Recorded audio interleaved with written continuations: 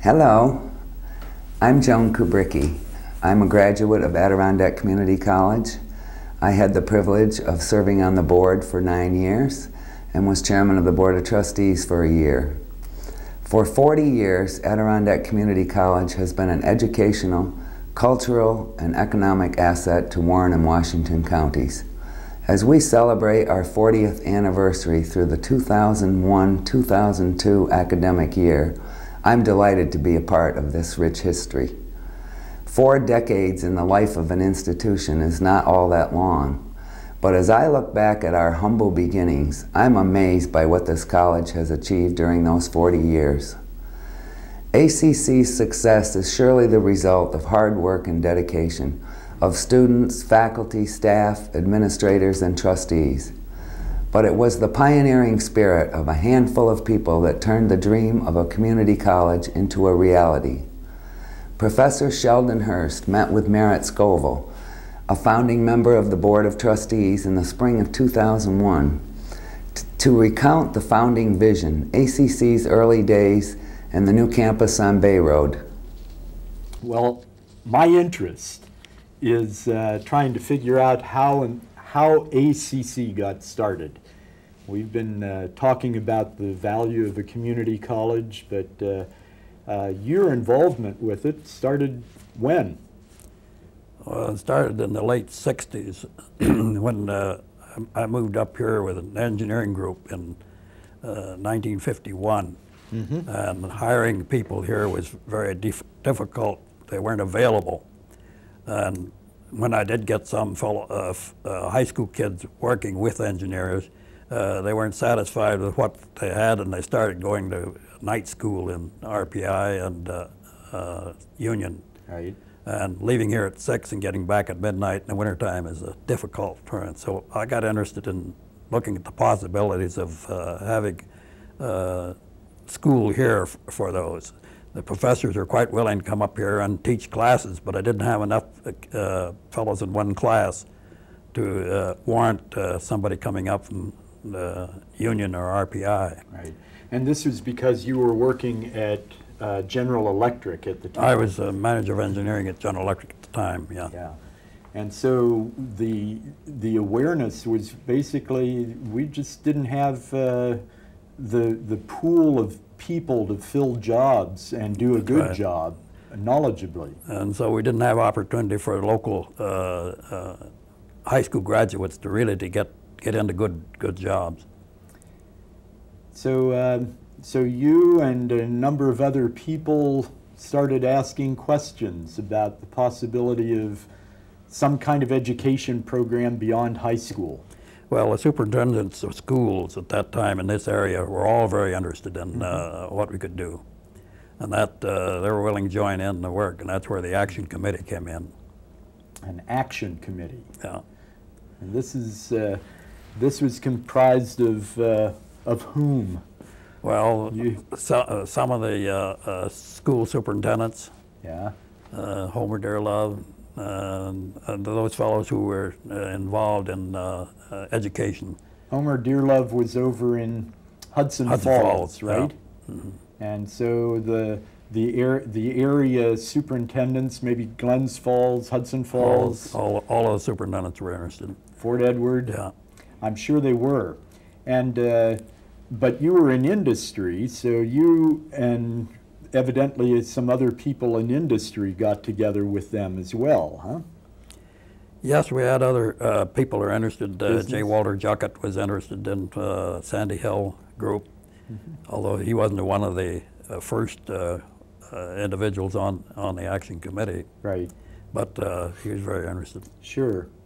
So you folk met, and you had to, something had to come creating, that must have been a pretty exciting time. You all got together and kind of had some vision that you shared, huh? Well, the first idea was to start something like the Skidmore Extension that was up here during the war. And there were people, Glens Falls councilmen were interested in that. And we found that that was impractical, not big enough. Glens Falls alone couldn't handle it, and talking with them. So then we went to the supervisors of Warren County Right. And we had a number of supervisors who were very interested in helping. Uh-huh. And so now that means that business, industry, as well as these supervisors, but now supervisors from the political arena, Yeah. really. So now, I understand that it was, what, back in 1959 that you folk really got focused in order to do some kind of proposal. You made an interview of lots of families, or? Well, the supervisors called a meeting in Queensbury High School, in which all interested people could sit down and hear what they're interested in. And that's where the action committee was formed. I see. Supervisors appointed that committee as a representative of Warren County. So the action committee got moving. Yeah. And then that action committee wound up creating a proposal for this community college. And that was 1959. Yeah, a second committee group meeting brought us to the point of what action should we take, and that the action committee was charged with that responsibility. Okay. Now, you gave me here this proposed community college for Warren, Washington counties. And I was looking through there, and my goodness, over 25,000 people were interviewed or given a chance to give pieces of information. And they were from student families, families of students involved in some part of the school system at that time. They went through the school system, through the school superintendents. And then, so who was it? 9th, 10th grade people? I think it was 9th grade that we went to then. So you went to their families, inquired of them. That seems like a pretty good idea, because those are potential students down the way. Yeah. Huh? Yeah. And potential family support. Right. So this survey came back, and you got it kind of presented to the communities involved, and went on, huh? Yeah, well, there's one step ahead of that. The second meeting of group, the Action Committee, actually was what kind of a college we consider, and we found out about the community college law that was enacted in 1948. Yeah. And the law, then we found that the information in the community college law was what we were looking for, essentially. Okay. So we got together with the state then and had connection with the state in the for using the community college law. Okay, so that law wound up giving you really a sense of direction. Well, direction and who should be involved and such like. Right. And so off you went. Yeah. And I think you probably got involved with some of those supervisors from the counties, because they were the ones who helped to facilitate having any monies available to support the program. We knew the money would come from the counties, Yeah. according to the community college law. Yeah. 1/3 from the counties, 1/3 from students, and 1/3 from the state. Yeah. So that was the kind of the tripod of support financially. Do you have any recollection what that amount of money was back then? No, I don't. That's wasn't very much.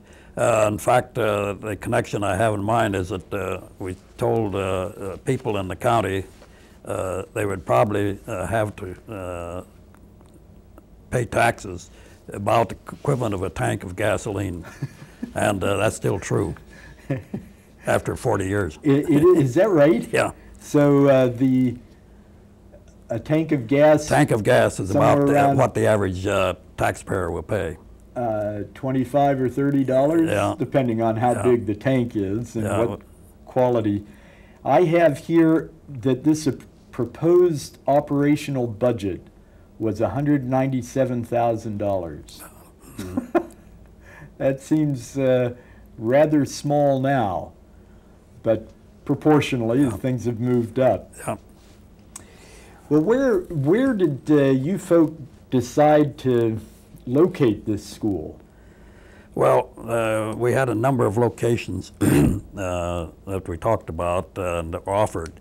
One in Glens Falls, where the senior citizens group is now, was one we considered. And then there was a Lake George property up on Bolton Landing that somebody offered. And of course, being 2 counties, and I should explain that when we considered first setting up the college, the cost per setting up and support, we didn't have enough population in Warren County to take care of it. So that the state community college people thought. So we talked to Washington County, and Washington County, yeah, they'd like to join. So joining the 2 counties together, when we come to consider where we'd locate it, the question was where do you find a place? Well, we found the Griffin Lumber Company had property in Hudson Falls, and they were willing to give us a very good figure on rental for that, and to build on additional rooms on it where we needed them. And so we decided that the trustees decided this after the trustees were organized, that we would rent property for the time being. Incidentally, that turned out very fortuitous, because renting the property, the state paid us quite a lot more money for rental during the first 5 years. And that money accumulated, so we had enough to purchase the new campus outright. So the school started in Hudson Falls. In Hudson Falls, in the Griffin Lumber Company property. Okay. And then those first students, there must have been a graduating class that kind of came out of that campus site then. Yeah. And but soon you moved over to another site. 6 years before we moved up to campus. And this site that we're on right now came about by some other means then. Well, as soon as we started operating in Hudson Falls, the question for the trustees is, where is a permanent college? Yeah. And of course, with big arguments, difficulty between the supervisors of Washington County and Warren County, because Washington County said, it's in Washington County, we're going to keep it here. Right. And so we had the problem of where would we locate? Sure. And so we made a survey of the community to find out where the center of population is. And we found it was down in the corner of just about where the county line goes off of Dix Avenue. Actually, if you take geographically, that's the center of population for the 2 counties. So anywhere on the county line between Warren and Washington counties was a good location for the college. So we got options on all the land down in that area. In fact, the one where the BOCES operation is now, Homer Dearlove used that option for BOCES later.